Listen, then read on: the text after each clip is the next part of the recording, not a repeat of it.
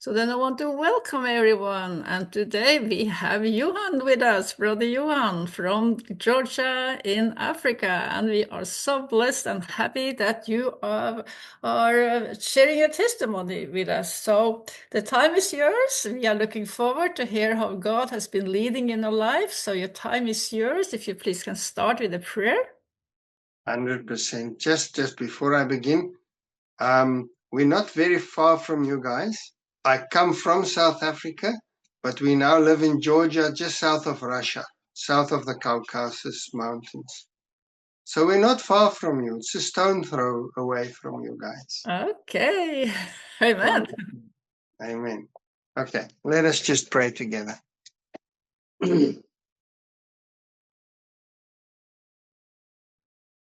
Thank you, Lord, that you are so good to us. And that you've given us this wonderful technology to be able to speak to each other, to share with each other, and to commune with each other, Lord. God, we need you. We confess that on our own, we will always make a mess. And we need you, Lord. We also need you today to come be with us, come fill us with your Holy Spirit, come teach us your way, and help us to always look up to you as our provider. Protect us against deception and help us, Lord, to know what's right and what's wrong. But also just help us today to just experience the love with each other, your love with each other, and to share your love and your communion with each other. And we also pray for this movement, Lord. There's just so much confusion, and confusion is Babylon. There's a lot of confusion amongst a lot of people about so many things. Maybe even in our own hearts, we don't understand everything. And we ask, Lord, that you'll help us to realize what is right and what is wrong. And above everything, that you'll help us to have a living relationship with you. We ask this in our wonderful name of Jesus Christ, our Lord. Amen. Amen. Amen. Well, Ava asked to share something with you guys, and I thought I'd share my testimony. I'll first begin at the end and then go back to the beginning. I'll try to not make it too long. In 2018, 2019, I really had a strong urge to become a missionary. So I just came to Georgia with a friend of mine in 2018 and felt, I would really love to share the word of God with these people. The Georgians are Orthodox. And what was wonderful for me is when I spoke to some of the Georgians, they didn't have a clue what's a Seventh-day Adventist. And it was always so frustrating in South Africa that when people hear you're an Adventist, they don't want to speak to you. So, the people were curious. What is an Adventist? We'd like to know. In this country, there are about 300 Seventh-day Adventists. And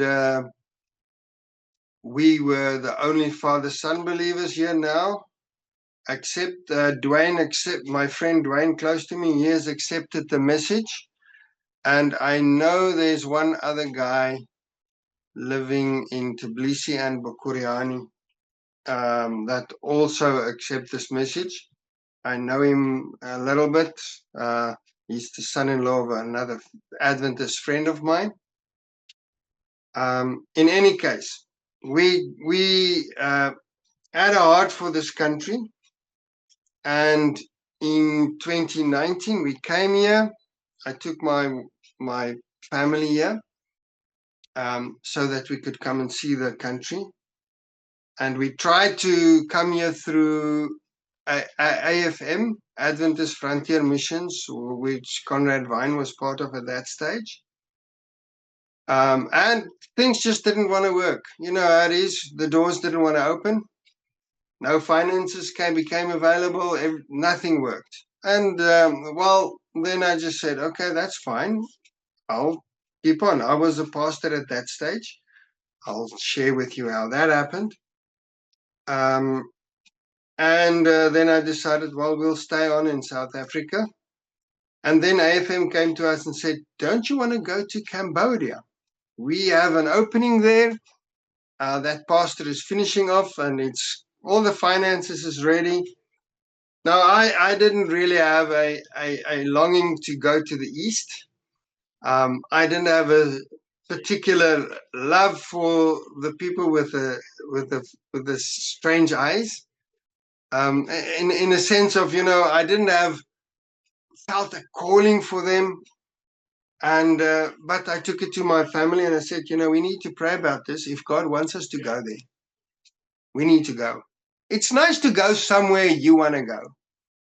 But if God wants to call you where you don't want to go, then you need to consider that. And we prayed about it. We struggled about it. My family also said, no, we don't really want to go to Cambodia. They eat spiders and they eat funny things. We don't want to go there. But we prayed about it, and eventually the Lord showed us we need to go there. And we accepted it and said, okay, we'll go because we need to go where God wants us to go. How did he convince you about that? Say again? How did he convince you about that? Well, we started searching on what Cambodia was about. And, first of all, I believe you need to know the people you want to go and serve and where you're going to. And as we started it slowly but surely, we said, well, this is what God wants us to do. And there's no other open doors. So that's what we saw. We tried those doors and they were closed. And we believed God was opening a door for us. And because he was opening a door, well, then we're going to say yes. And we accepted it. And then COVID came. And oh gosh, everything just stopped. And it was a nightmare, but we were still continuing. We were still making plans and everything. We would have needed to go to America for 6 months for training. So we just continued with all of that. And then close to the time that we were supposed to go, because we were already starting to look at plane tickets, we already had our visa, everything was ready. And then they said, yeah, but my children need to get, I think, about 14 vaccines before they can go. And I said, but Cambodia does not require any vaccines. Why? No, this is what AFM wants. And I'm just thinking of where Conrad Vine stands on that now. But they said, that's it. And I said, but we are not willing. We do not believe in vaccines. We are against it. I'm not willing for my parents to have that, for my children to have that. And well, then they said, then you can't come. And we were very despondent. We were thinking, what's it? We think the door is opening. Looking back now, I realize that it was a test from God. If we are really serious about what we want to do, because it was the last place we wanted to go to. So I believe that was a test from God. And then we just said no. So basically, AFM fired us for not accepting the vaccines. We continued in South Africa and, just decided, okay, that's what it's going to be. And then a door opened in Georgia where a farmer was looking specifically, a Georgian farmer was specifically looking for a South African because he knew the South Africans were hard workers to come and work on his farm. And that was in the middle of COVID. And we said, if God can open a door in the middle of COVID where nobody is allowed to travel, then I suppose it can be quite a good sign that this might be from him. We accepted it. He organized visas because we needed special visas at that time. And we came to Georgia. We had to go be in quarantine for 8 days. And, it was a very expensive experience, but we had to do that. But everything happened fine. And we came to Georgia, and we've been here now 5 years. And you know why this was important? For me, this whole issue about the Trinity, I was always pushing it a bit to the back burner.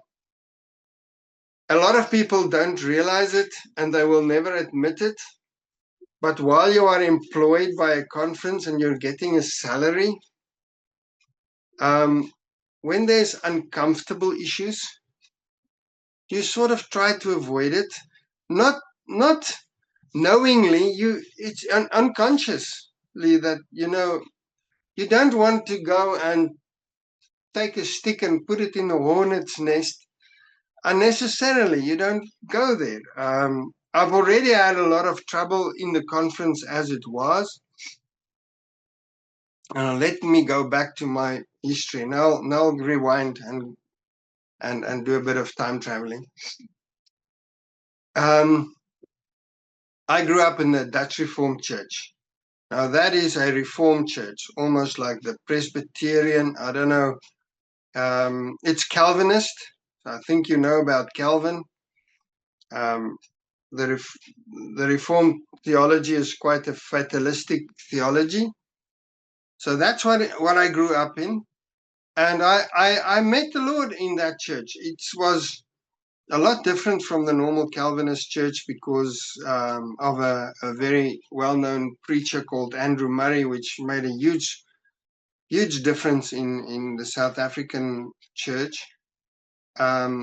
So I did accept the Lord, and I met Him in that church, and I think for me that's a message that I need to give to a lot of Adventists that grew up as Adventists, to know that God does reach to people in other churches. We need to understand that, and if I'm just looking back at people like John Wesley was, for me, one of my biggest heroes. He was such a wonderful guy. Even though he had misunderstandings about the Trinity and all these things, God used him, and he was one of the pioneers, I believe, of our church, because out of him came the Methodists and Ellen White, and many of the Adventists were Methodists, and the Methodists played a huge role in where we are today. So I met the Lord there, but at the same time, I grew up with a father that was an evolutionist. He was a geologist at one stage, and his whole life he was a scientist. And as we grew up, he would teach us about evolution and geological structures and everything. So I really knew a lot about geology. And on the other hand, my mother was, she was a believer. She really believed in God and brought us up Christian. So I had these two different worlds, science and religion. And eventually, when I was in my last year in school, grade 12, or as we call it, matric, I started wondering about all of this. I even started following after spiritualists. Well, not spiritualists. There was a spiritualist church in South Africa, and I attended that once or twice, thinking, this might be the truth, and having all these ideas, just trying to figure out why is it that one religion is right and another is wrong, struggling with all these questions. And eventually, I just gave up on everything as I went to national service in the army. For 2 years, we had conscription. 2 years, we had to go to the army. And I became an atheist. I just fully accepted everything my dad taught me and said, everything is just one big accident. And I communicate a lot on the internet these days. I make it my point to do evangelism on Facebook and YouTube and these places. And I have a lot of conversation with atheists, and I get so many of them are such fervent atheists, fighting for their cause almost. They are better evangelists than Christians could be. And I'm thinking why they are so excited about not having any hope. Because for me, being an atheist was the most terrible time of my life, because it is a time of absolute despair. I mean, there's nothing. If you die, you're gone. There's no hope. There's no reason for living. There's no purpose in living. It was a terrible time of my life. And eventually, I was just looking for God, not as much because I thought, it's a good thing to have a faith, something like that. There's one thing that people cannot run away from. It's their conscience. Even atheists have them. A lot of people don't know that, but atheists do have conscience. And my conscience was just running me down because I knew I was not doing good things, and that was not great. So I was trying to figure out how on earth to get rid of this stupid little thing called a conscience.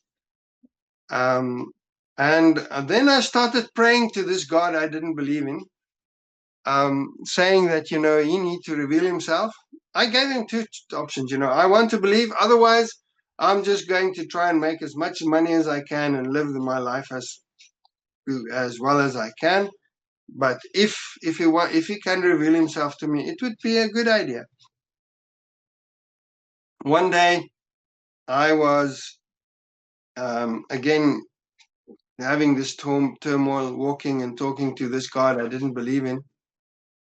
And the thing that brought me to my knees was my sin, my conscience.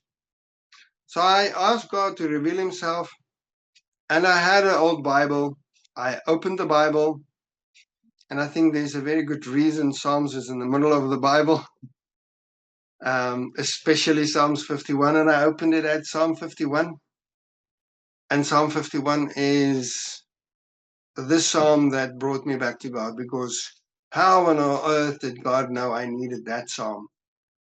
When David sinned with Bathsheba and Nathan came and told him, that he needed to come back to God, I knew that psalm was written for me. A lot of people think, oh, but you're an atheist, did you see some miracles? Or, did God show you that evolution is not true? No, nothing about that. It was my heart that he touched, not some miracle that happened or anything like that. It was Psalm 51 that did it. I knew I needed a savior, and I knew God was speaking to me. I knew, that miracle, nobody can take away from me. They would come and say, yes, but you've got no proof. Yes, I've got proof. He spoke to me directly in my heart. I know it. Nobody can take that away from me. And that is just when I decided, I'm going to go and study theology, because even at the age of 12, I believe I got a calling from God to go and spread the word. And the moment God came and accepted me, and I accepted him, actually, not that he was looking for me all the time. I knew what I had to do. So after I finished my military service, I went directly and studied theology, and the only church I could really understand to go and do that in was in the Dutch Reformed Church. So I had to go and study 6 years, do my Greek and Hebrew and everything, which was also an interesting struggle without finances, but God always opens a door. That's so important, that if God opens doors, go through them. Don't just let them stay closed or whatever. If God opens a door, you must be mindful of that. And even though there's a lot of deception, of course, in the Reformed theology, with predestination and all of that. I believe that was where I needed to be. God led me through that. There's a lot of rubbish that I was taught because there's so much liberal theology as well in that church. Today, it's not the old church it used to be. So much liberalism and text criticism came into it. But there was also some good. I had a lot that I learned there. My experience there with other Christians at university was really good. It was a wonderful time of my life, even though I struggled with so many things. I had many struggles concerning that a sin that I still was struggling with. I still struggled with the whole issue of evolution because that's one of those things. God showed that He existed, but I still believed in evolution. And I just realized this evolution and the Bible, they struggle to meet. A lot of people would say, oh, but it's God used evolution. And I tried to believe in that, but I just saw it doesn't work. I continued. In the meantime, I realized this whole issue about putting water on a baby's head. Well, that doesn't fit in the Bible. So now all of a sudden I had a clash with the church that I was supposed to become a pastor in. I just couldn't see that this whole thing about splashing water onto a baby's head was anything anywhere in the Bible. And eventually in my 5th year, I got baptized by a classmate of mine. So that even made it more complicated. And he was the son of one of the professors there. So that caused a lot of problem. And we became very good friends. So he baptized me in the river. And I know, you must tell me if I'm giving too much detail. But for me, this was something that was really changed my life, accepting that. But of course, now I had the struggle of finishing my studies, but eventually I decided I'm going to finish my studies because I want to finish what I've begun. So I finished my studies. And then that very friend that baptized me, him and I, we became, we decided to begin a business. I had a lot of experience in computers. And back then, computers were something that was really just beginning. It was in 1995 that we began our business. And I was in the computer business for 14 years. And that taught me so much about life as well. I think pastors should never become pastors unless they've first just been in the world and tried to make a living for themselves. Because there's so much of life that you never ever understand if you haven't gone through that. You cannot really understand what other people go through without you doing the same. So yes, that's what I've done for a lot of time. And we've at that stage, the only thought, where do I go now? Since I've left that church, so I became a charismatic. So that's the next part I went to. But even so, the congregation I was in was not a radical, not the type of people that were falling down on the floor and rolling around and making funny noises. They were relatively conservative. And eventually that's also where I met my wife, which was not unimportant. And in any case, what happened then, of course, is God showed me the whole error of evolution. And I again came head to head with the whole issue of the Sabbath.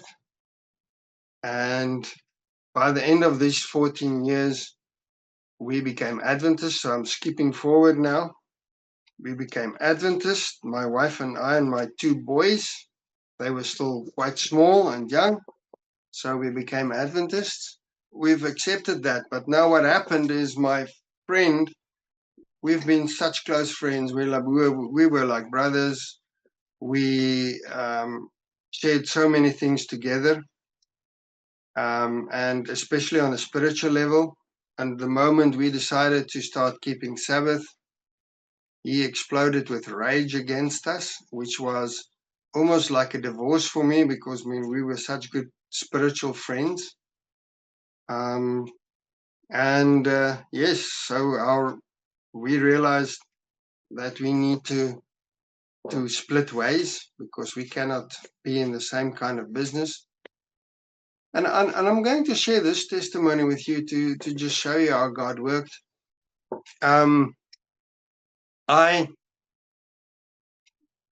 met with the officials of the conference in the northern part of South Africa at one stage, and I was not even an Adventist yet, but they were talking to me about becoming a pastor.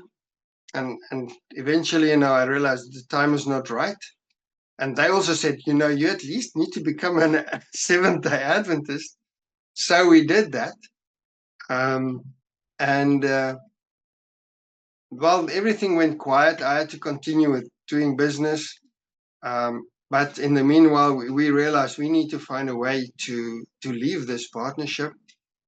And I remember one day I was sitting, this was around about August in 2008.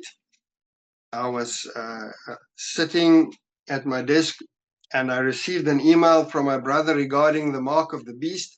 And I was answering him, giving a full, about this whole thing. It's not about chips, etc.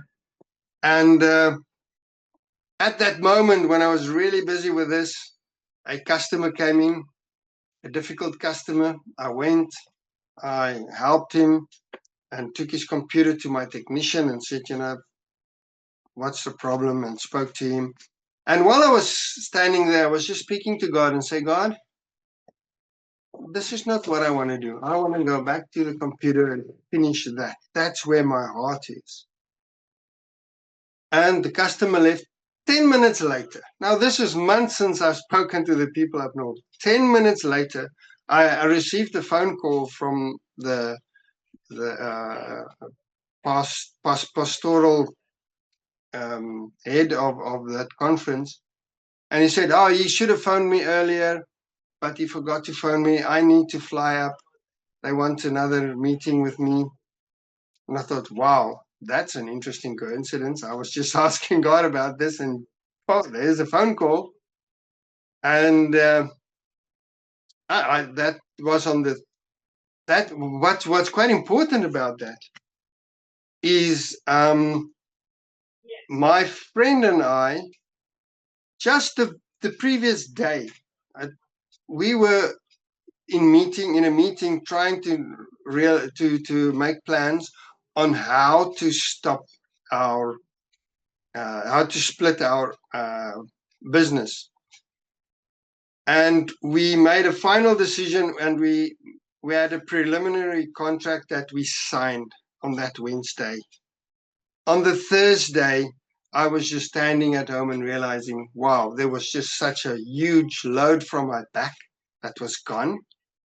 And on the Monday, I received the phone call. And when you break those ties, there's something that happens in the spiritual world, if I could call it that opens the doors, because you've broken your links with people you're not supposed to be in communion with, if you could say that. That Monday, I received that call. I flew up that very week. I flew up, had the meeting with the conference, and I came back, and we had another meeting, my friend and I, and we decided we are going to end our partnership the 31 October, the 31st October. we would end our partnership. And the 1st of November, that's the 31 of October we were planning to do. This was still in August, September. And then just the next day, I received a phone call from the president. He said, oh, they've decided they're going to employ me. They'll start employing me on the 1st of November. So, you know, people will come and say, oh, you know, you believe in fairy tales. And say, no, I don't believe in fairy tales. I believe in a God that exists, a true God, a God that we can trust with our whole heart.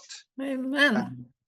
That is amen. You know, I can just know that our God is a God that lives. And even though I've got lots of frustrations with the Adventist Church today because I believe they've gone down the wrong way, I believe God wanted me to become part of the ministry at that stage.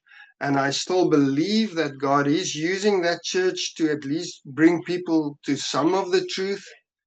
You know, just as God used the Dutch Reformed Church to show me the way, we need to be careful how we judge other people. I believe that the body of the Adventist Church is in a fallen condition, but God will try and reach us in any way He can. He will try and reach the Muslims in any way to try and bring them to Him. And for me, my time in ministry, I was 12 years in ministry, was a wonderful time. It was a difficult time for many reasons, because I realized one thing, and that is the whole issue about the nature of Christ became extremely important to me. Because I saw that in 1 John 4, it says that, you know, if you do not believe that Jesus Christ is come in the flesh, well, then you have the spirit of the Antichrist.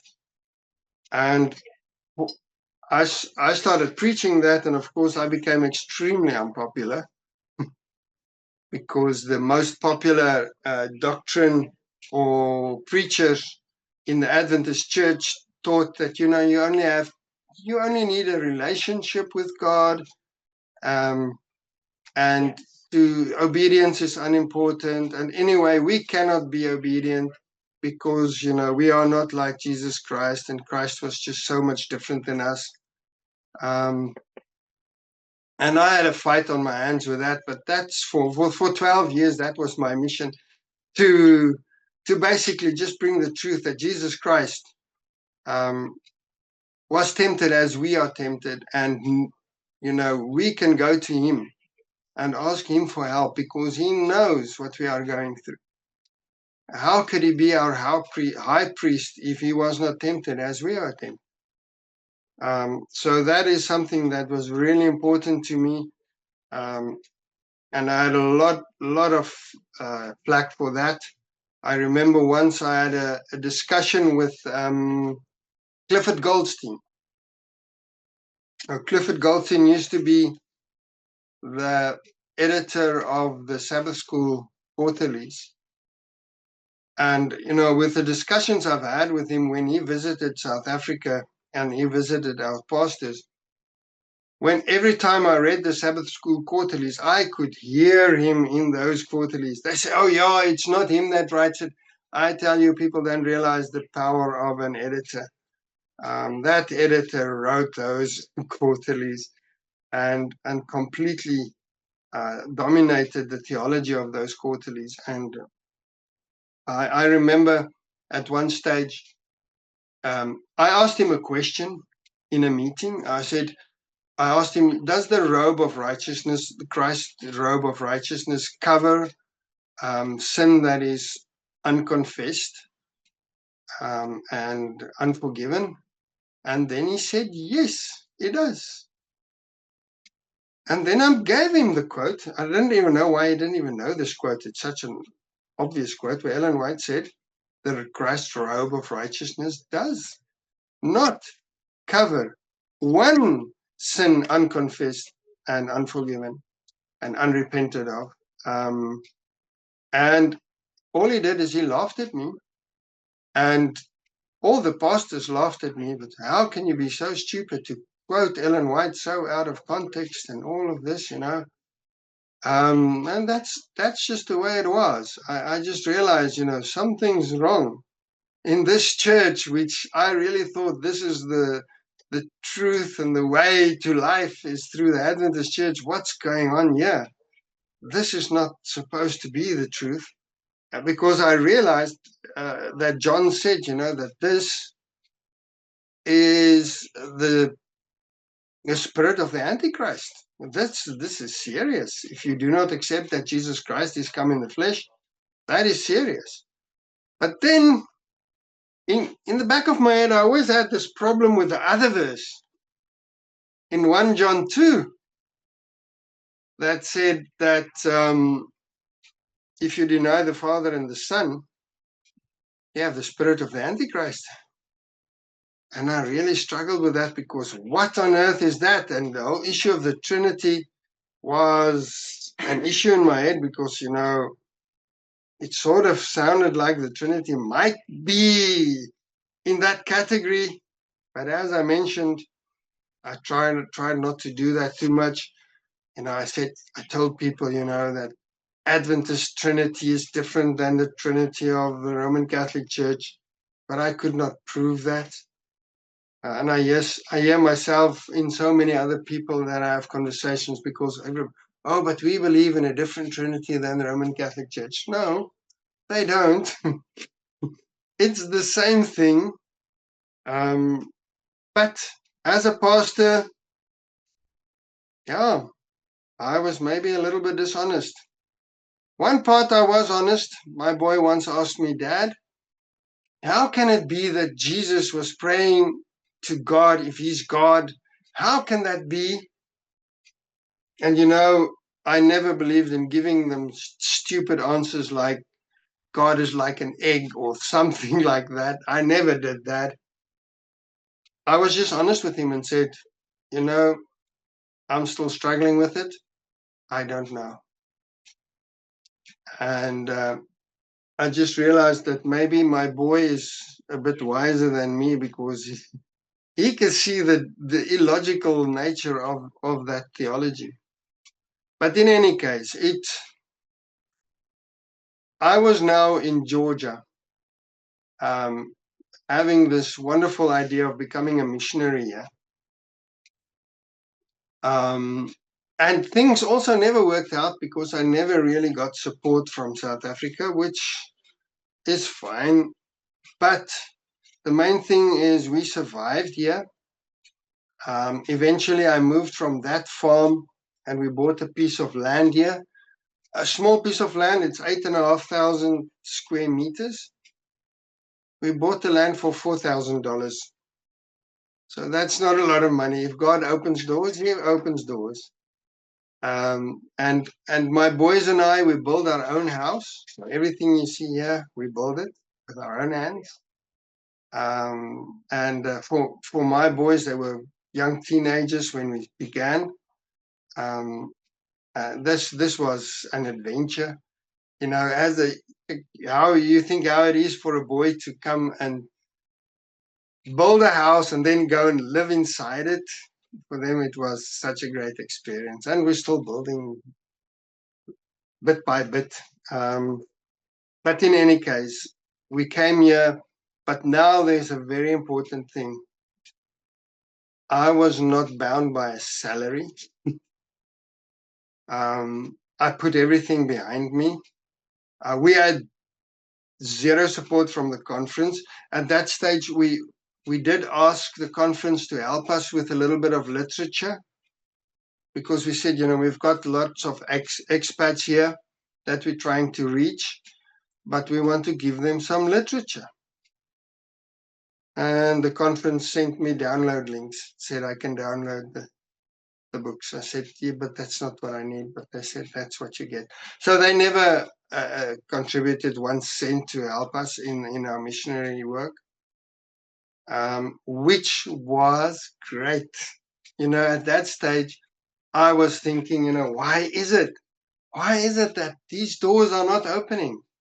Because God wanted me to be independent from them. That's as simple as that.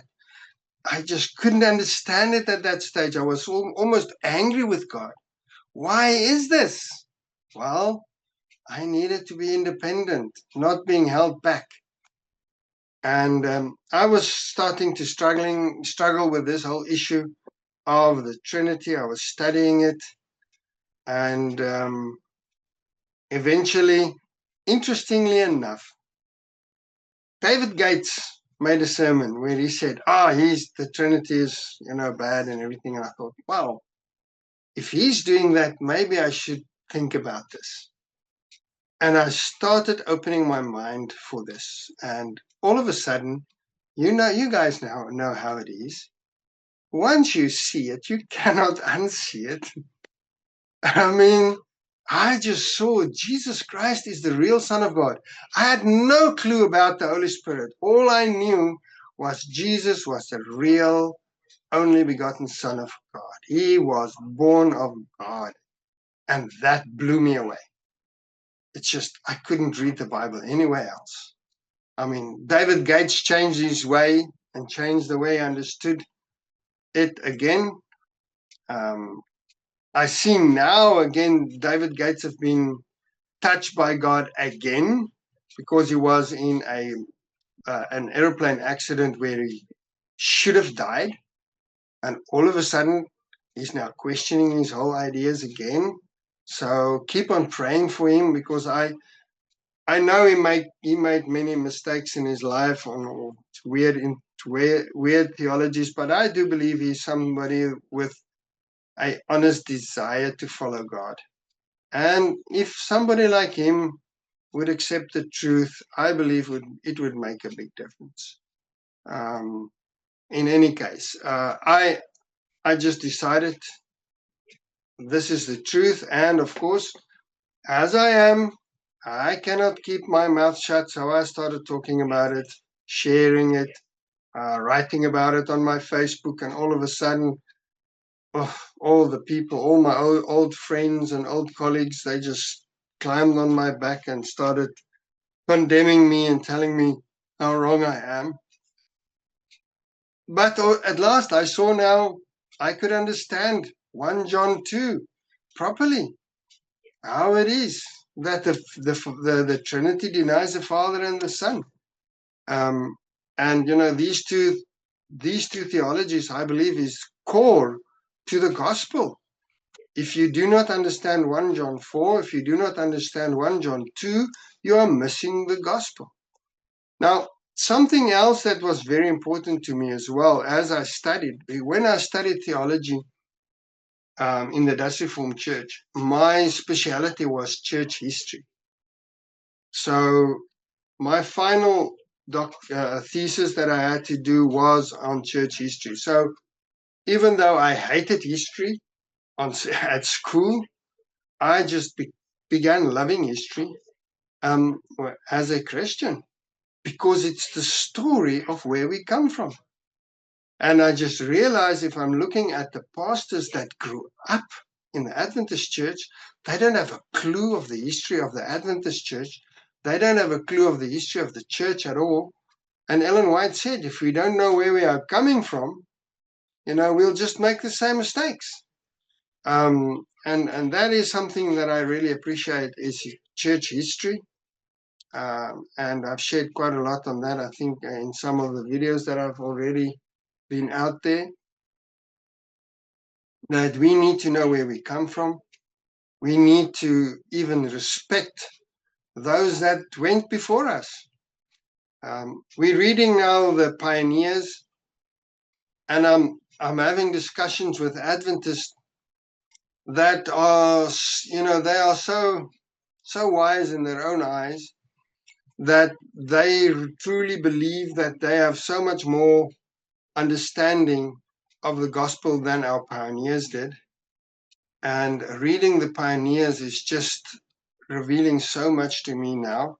It's only really in the last few months that I've started spending more time with what the pioneers wrote. And Ellen White told us to read what they wrote. We need to understand it. And more, I see even in Father-Son believers that they just reject what the pioneers taught. They have all these funny ideas on the nature of Christ and everything. They should just go and read what the pioneers wrote. Just go and read it. Ellen White told us, go and read these old men. We don't want to read the old men. We don't want to study. And for me, that's something that helped me.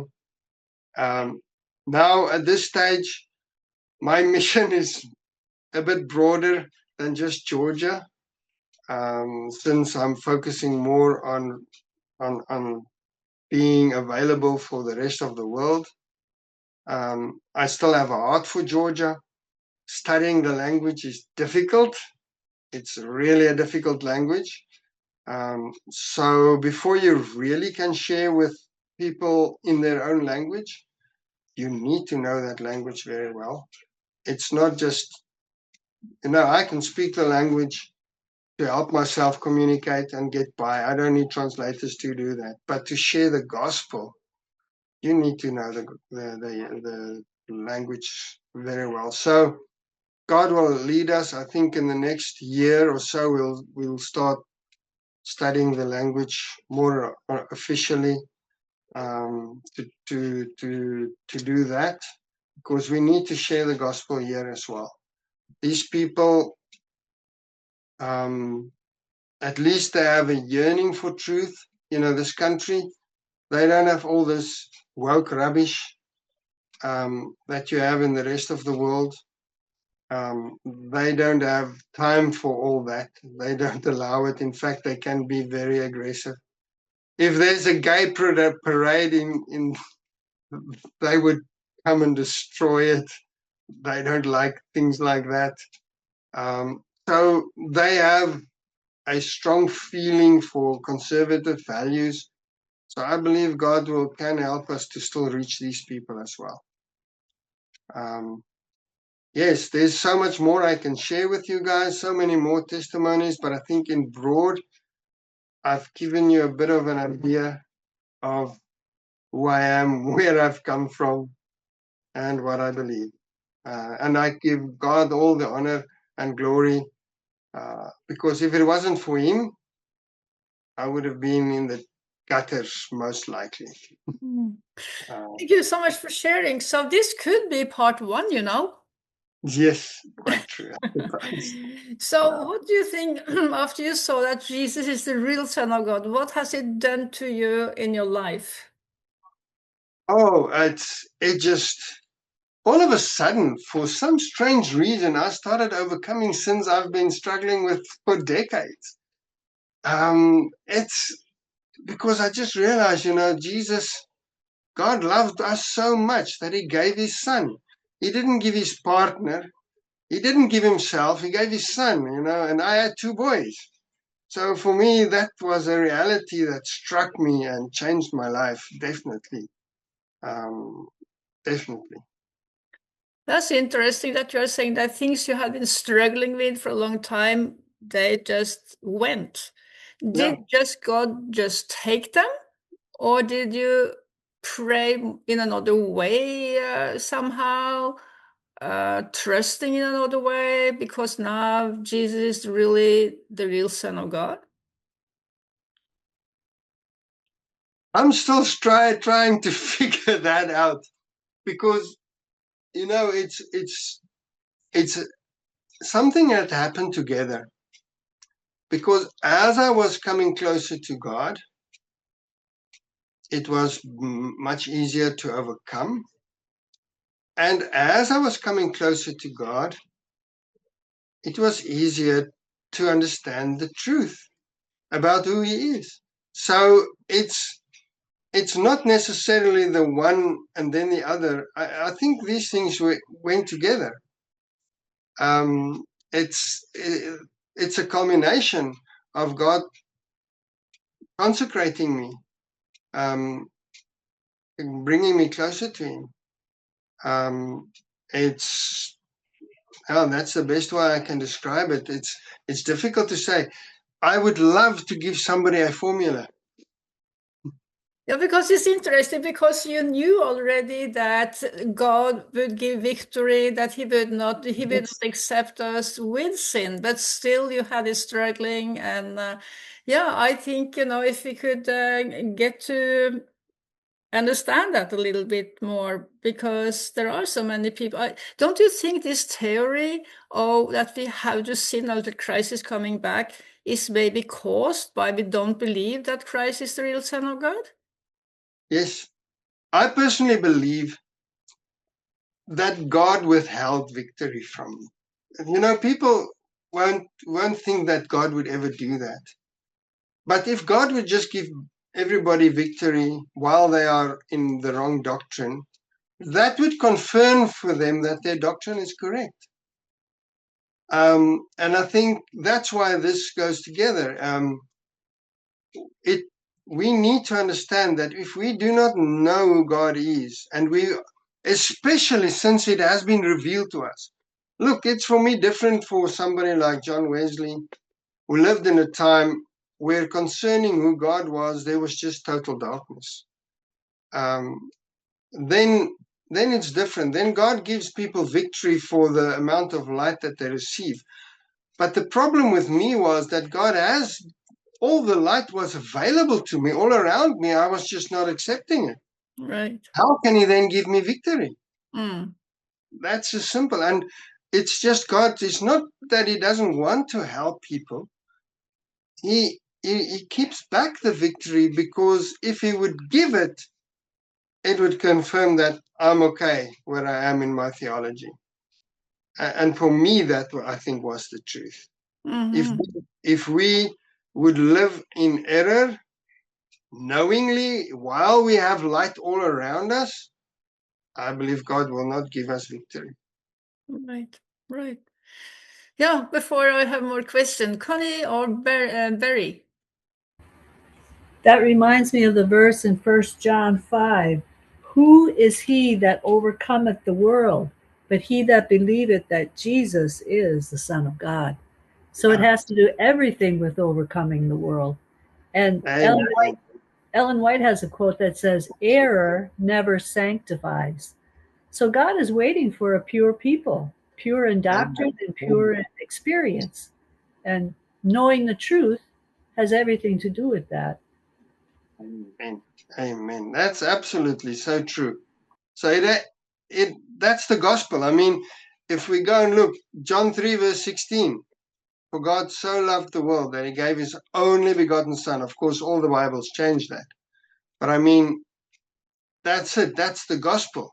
So if you take that out, how can you live a life that's victorious?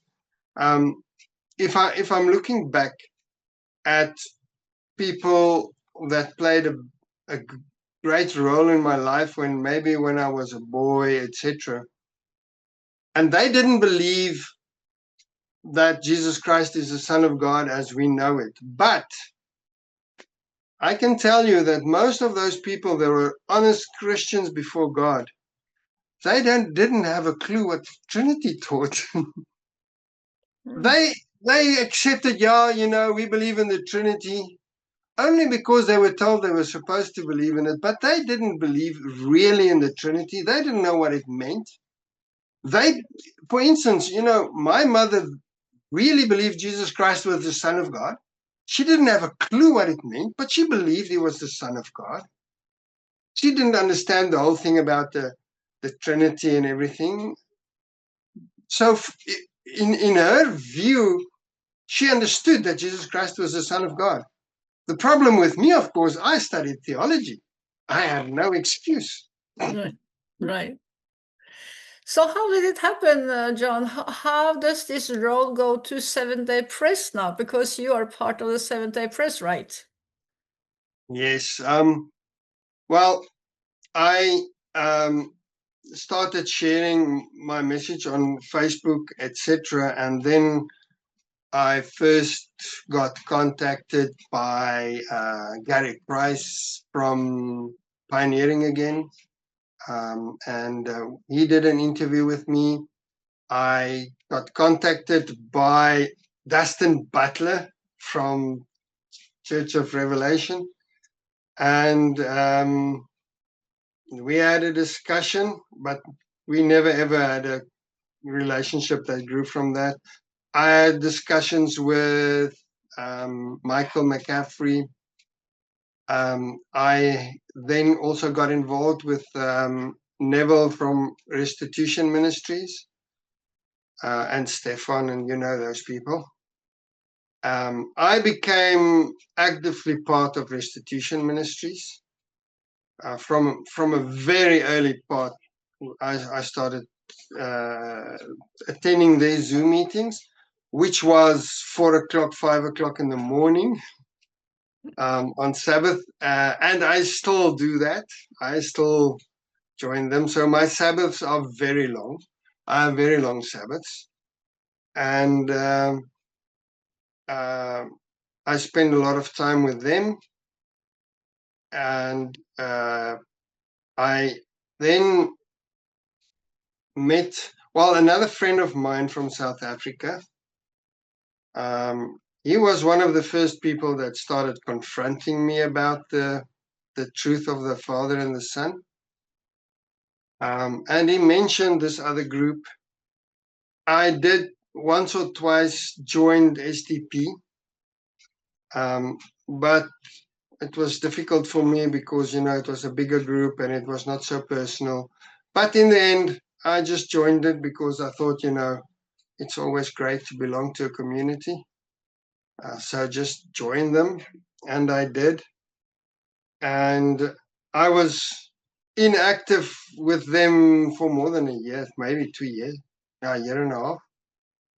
I was just attending and maybe now and again taking part in questions. And well, eventually they started asking me to do sermons and so on. And well, yeah, it's only now recently that they asked me to become part of SDP officially, and invited me to now, well, it's been now 2 camp meetings with them, which was really, really very great. It was a very good experience. So yeah, that's how I came about with that. I just share the gospel wherever I can. That's the truth, you know, that set us free. Amen. Amen. Yeah, before you come, Willa, I just want to ask you, so somehow, you know, there are so many groups now who belong in the one true God and His Son, and I don't understand all these small differences. And somehow in my mind, I think that it is not to the God's glory that we are separating, and somehow, I don't know if I should say fighting. I have not really said fighting, but why can we not, yeah, maybe you can share some thoughts about that. Yeah, it's been frustrating for me as well. And I've seen it even in restitution ministries. They've had so many splits. The first one was concerning the nature of Christ, which was, I think, the biggest blow they've had. They've had an issue with the whole issue about the flat earth, which again broke them up. And for me, it's not such a big issue, but again, Ellen White did make some statements about that, so it's maybe not that unimportant. And then the last split they had was concerning the issue of the King of the North. Now, when that became an issue in the restitution ministries, the same kind of splits happened in Seventh-day Press as well, by the way. But in restitution ministries, what happened is there was this one guy that started pushing the whole issue that, you know, that the King of the North is the papacy. And he was keeping on. And I thought, you know, why are you so adamant about this? Because for me, that's not really important. Whether the King of the North is Turkey or papacy, you know, that's not an issue. What about that? So I really didn't want to make a big issue. I was really impressed with Walter's presentation on that about, when was it? About 3 years ago, more than 3 years ago, he made a presentation on that, and I thought it was wonderful. He followed the idea of the papacy being the king of the north. So it's spiritual, not literal. And I'm just using this as an example of why there are split. And so what happened with this guy, it forced me to go and study the issue. Right. Amen. So I went and I studied the whole issue, and then I realized, but Ellen White did make some statements about this. And whether or not Turkey is the king of the north is not really what is at stake, but what is at stake is if we trust what Ellen White said. Right. So for me, that became an issue. And all of a sudden I said, but this is what Ellen White said. She made it clear that we must listen what Uriah Smith said. So maybe we should listen to what he said. And they said, yeah, but he was not inspired. And I said, yeah, okay, that's maybe true. But she did say he was a light for the end time. And when I read the book, Daniel and Revelation, in that whole book, 90% of it is about history. Right. 90% of it is about who was the beast powers, who was everything. It was history. It was, it was preterist theology. It was about what has already happened. Now, what was in the future? Okay, the Sunday law. Well, the king of the north, the plagues, Armageddon. That was in the future. So now, if she said, he was a light unto the end, then we have to delete everything except the Sunday law part, because that's all that he was correct on. And his understanding of Armageddon was wrong, according to the spiritualist view. So all of a sudden, then I said, okay, this is not unimportant. So this does give you an idea why there are splits. I believe a lot of people disregard what the pioneers said. Of course, they were not exactly in the same way inspired, but as a church, they were led by God, I believe.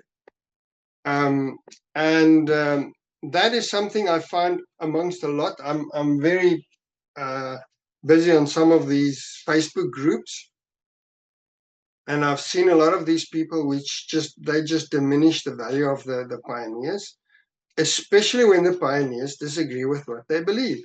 Right.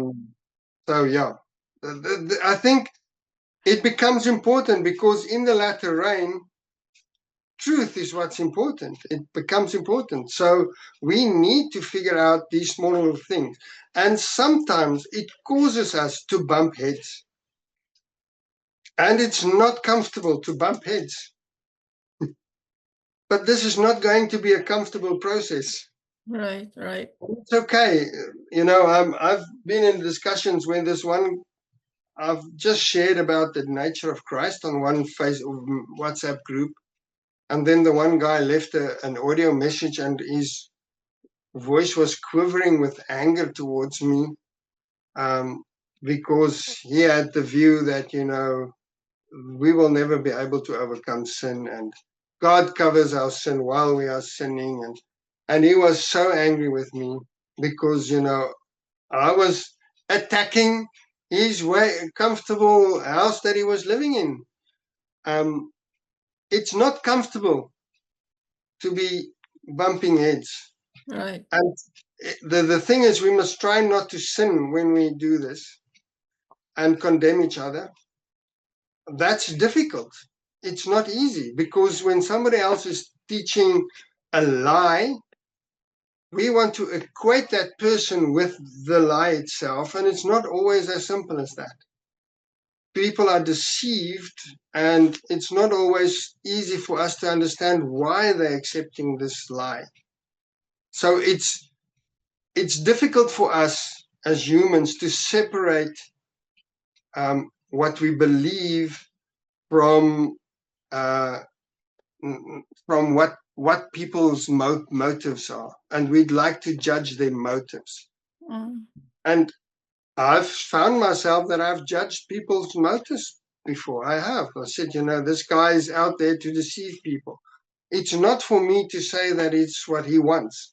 I believe there are some of these people, I strongly believe they have a motive to deceive people. But it's not my place to do that. I've been part of a deception for so long in my life. I cannot put myself above anybody else. Right. So maybe we should think that everyone is in a spiritual battle, and it's just a miracle that I can see the right thing, and maybe the other one is seeing something which is right, which I don't see yet. So, to keep us humble. So now we are going to meet a sister. She's from Finland. She lives in England, but she has been a missionary in Africa, just like you. So, Ulla. So I saw you, I think about a year ago. You have a YouTube channel, but you haven't been publishing anything there for some time. Since I've been part of SDP, I didn't want to, conflict of interest. I've been creating videos that side. But interestingly enough, now that you mention it lately, I've been thinking that I'm not doing enough, that I wanted to start sharing videos on that channel again. Yes. Mm-hmm. And so is it, do you travel in Europe as well, or you just go to America? I personally I cannot afford going anywhere. Yeah. So I only go where I'm invited. So at this stage, I've only been invited to America. Okay. I might go to England soon because there was somebody that I've been giving Bible studies that needs to be baptized. So I might be going. Oh, that's good because I have somebody that needs to be baptized. So if I can get your details. Oh, excellent. Yeah, Eva is welcome to share the details. Yes. So basically, I've been looking for somebody to baptize her for some years already. And so if I get the timing, so basically that would be very interesting. But that was my question, was that you haven't been. Then maybe when I get your details, then I can ask you the other questions. Where do you publish your things? And okay. And the reason why I'm asking this, because when I was listening to you, all of them, I've listened to all of your this Truth Uncovered multiple times, and I feel like I should be supporting your ministry. Okay. So that's why when Eva said that, she asked last Sabbath, I think, or Sunday, that, we have this Johan, and I said, I know the guy from YouTube. He's from South Africa. He's in Georgia. So I was very excited, and this is really encouraging for me that you're coming to England. Oh, excellent. Yeah. It will be wonderful. And the other question was that how did your family take you when you were coming to the Sabbath Truth and to the SDA? Well, my family, every step that we've changed direction in what we believe, we've all been in the same boat from the beginning. Okay. I've started that youth group I mentioned. And now today I gave my eldest son, asked him to lead it. It's for him the first time he's doing something like that. I just threw him in the deep end, say go. So we are all in this boat together, which is, I think, a miracle, because I've seen what it does when families are split.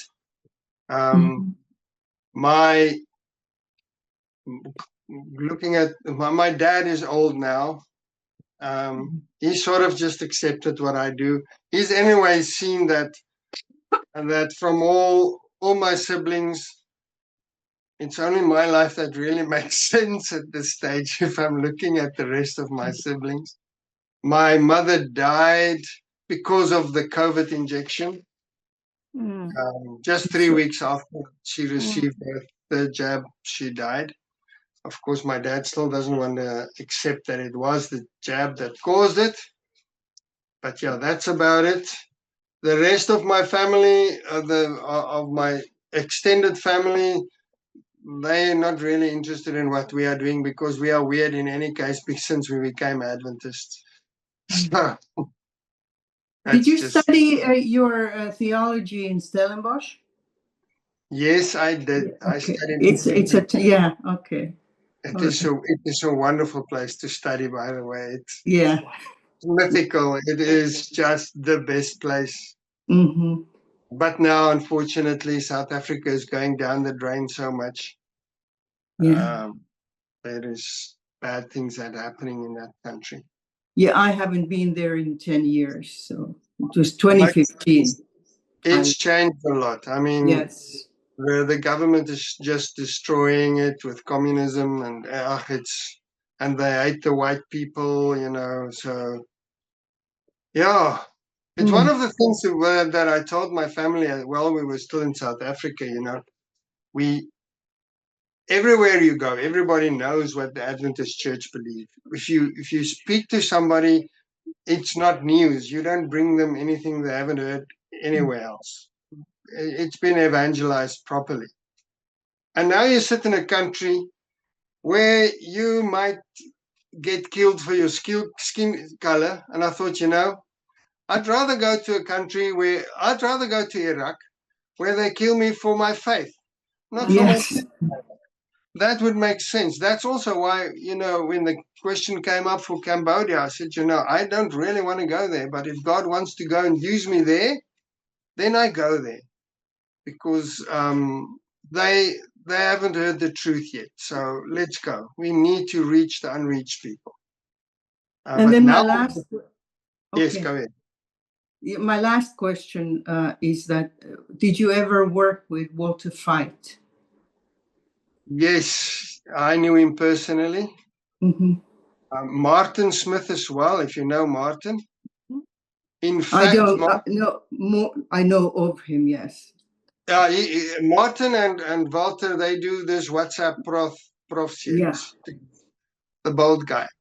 Now, Martin, I came to know because Martin also wanted to become a missionary in Georgia.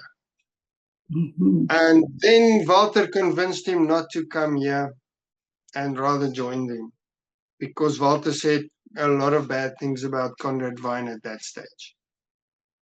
That's just how it is. I'm not telling stories. That's what happened. But Walter, because he's a staunch Trinitarian. He's very much staunch. Yes. Walter made a big impact in my life, especially concerning my struggles with evolution, even while I was still in the charismatic church. And I got to know him on a basis friendly basis. So if you would ask him if he knows me, he knows me. We were in the same conference, and that conference made him a pastor. So he became a pastor in that conference. So we did do campaigns together. I did work with him together. We were in workers' meetings together. I did have some issues with him because he did disagree with me a bit about the nature of Christ and things. So we did have discussions on things. But otherwise, he was very much against the theology of Morris Venden. I hope I'm not upsetting people, but Morris Venden was a huge influence in our conference. And it was a big problem because he taught the easy gospel that God covers your sin while you are sinning. And so in that sense, Walter and I did work together against that because he also was against that theology. And I have a WhatsApp group of our mission work here. And Martin is still on that WhatsApp group. I haven't removed him. His wife left after I made it clear that I believe in the Trinity. I don't believe in the Trinity. And I did, now and again, I do contact Martin to ask him, do you guys believe in this and this? But his answers are very cryptic, and you can almost bet there's irritation involved. So yes, I do know Walter, and I can tell you stories now of what's going on there that I wouldn't believe about him, because I know people that are involved in his ministry, and I know people that are living together with those people that can tell you horrifying stories. Things are not as it seems. Money plays an extremely big role. That I can tell you, one of the biggest reasons always in ministry that causes problems is money. Sometimes it's the lack of money, but most of the time it's because there's too much of it. And when there's too much money, well, your gospel gets diluted. So, yeah. There was a split between Walter and was it Amazing Discoveries, Amazing Facts? I'm not sure about. Discoveries. Discoveries. Discovery, yes. Discoveries, yeah, there was. It was, I think it was based on money. Oh, is it? It's not impossible. But what do I know? Right. We should pray for Amazing Discoveries, because I think there's still a chance that they might accept the truth about the Trinity. They've already made it clear that they accept the book Daniel and Revelation as something that's inspired of God. And that book is absolutely against the Trinity. So I'm a bit frustrated with them. I've communicated with them. They haven't responded. But, you know, I'm quite sure they know there's a problem with the Trinity, and they're avoiding the issue. They never ever speak about it. Yeah, somebody told me they are busy studying it. So I think maybe they will do some announcement once they've come to a clearer understanding. Okay, thank you so much for joining us, Brother Johan. I don't know if there are more questions or comments, or that we. Welcome. Yeah. So maybe Ulla, would you like to have the closing prayer today, please? Yes, okay, of course. Thank you, Father, for your amazing love and the provision that you've given to each and every one of us through internet and these connections. Thank you that you are at these very final stages of the Earth's history. You're connecting us in remarkable ways. Thank you that you help us so that we can open our hearts to receive and keep what is the truth. Thank you for all that you do